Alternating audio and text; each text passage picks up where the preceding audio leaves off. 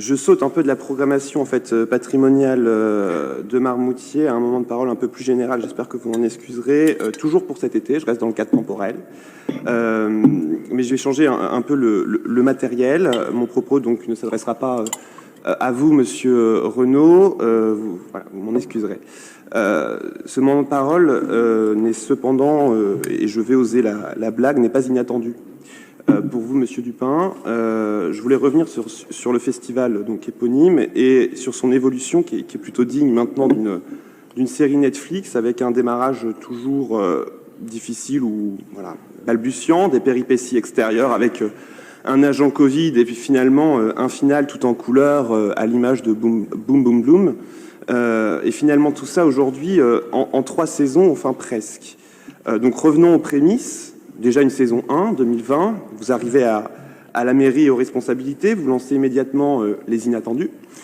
Bilan 12 000 spectateurs sur un mois, 3 semaines, de préparation express pour les services, à qui d'ailleurs en la matière il faut rendre hommage, car on imagine le travail qui a dû être abattu, la pression subie pour faire en sorte de sortir cet événement qui se voulait marquant de votre début de mandat.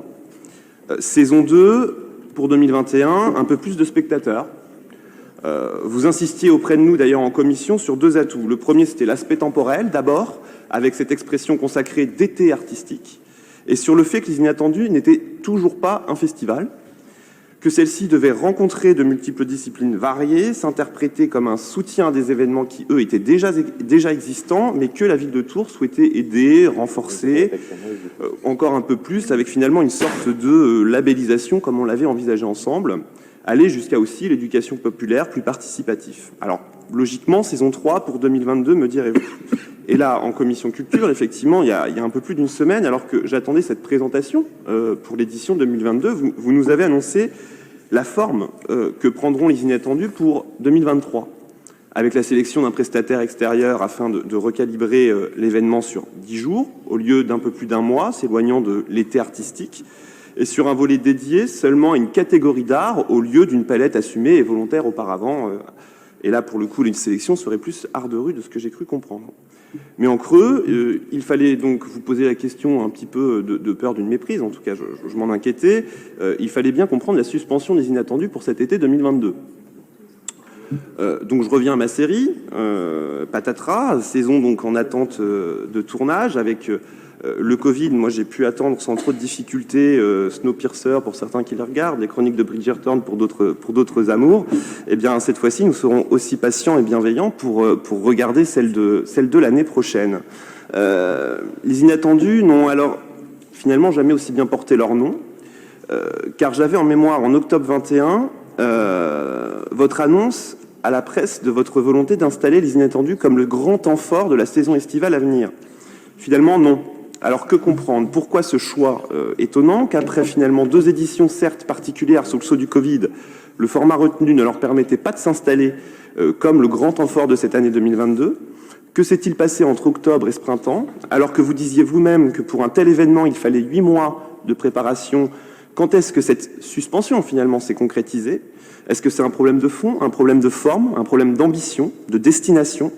Donc vous voyez qu'à la suite de la commission, je me suis pétri d'interrogations et j'espère que vous pourrez y répondre dans l'ouverture et la discussion.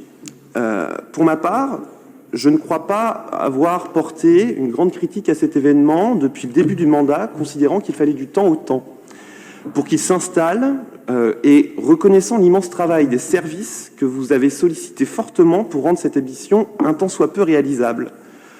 Mon propos continuera d'ailleurs d'être assez mesuré, même si l'arrêt brutal a de quoi nouveau laisser songeur. De ce petit bilan rapide, je me suis finalement aperçu que Les Inattendus étaient symptomatiques de ce début de mandat culturel, une ambition certes, une cohérence légère au service d'une orientation esquissée lors de ma présente intervention d'ailleurs en conseil municipal, et qui reste fragmentaire puisque sous l'angle du seul prisme idéologique. La politique culturelle devient avec vous un outil de communication de l'action municipale, ou plutôt de son programme, alors qu'elle se veut par nature libre, émancipatrice et ouverte à tous. Nous ne sommes là que pour accompagner, pour aider à la mise en musique des acteurs, pour qu'ils créent plus, qu'ils ambitionnent ensemble dans un bouillon culturel tourangeau. Alors, quand cette première année post-Covid, On s'attendait finalement à un foisonnement culturel avec ce label estival, alors que l'action, elle était possible, alors que vous avez supprimé les Nuits Renaissance, qui apportaient aussi une bouffée culturelle au cœur de notre cité. Vous attendrez donc 1 an de plus pour un nouveau format, encore. Vous avez augmenté considérablement le budget, puisque d'un 150 000 € annoncé en 2020, vous nous avez mentionné en commission que nous allons donc penser à 275 000 € pour l'édition de 2023, beaucoup plus courte, beaucoup plus restrictive dans ces domaines d'action, et loin d'une action métropolitaine que vous aviez vous-même esquissée les années précédentes. Donc je ne pointe pas forcément des contradictions, même si certains voudront l'interpréter certainement ainsi. J'y vois des évolutions. Est-ce que vous pouvez conclure, parce que ça fait 5 minutes 30, 40 de hors-piste. Je termine. Merci. Mais c'est un hors-piste nécessaire, parce que sinon on ne pourrait pas l'aborder. J'espère très sincèrement que ces évolutions, je vous remercie monsieur le maire, pourront permettre à ce festival de s'épanouir. De là à déduire que cette suspension est symbole de ce moment de tâtonnement de politique culturelle, je me référais qu'à une seule phrase que vous aviez eue, monsieur Dupin, sur une interview. Le rôle d'adjoint à la culture, je le vois comme celui d'un travail de la méthode. Je vous remercie.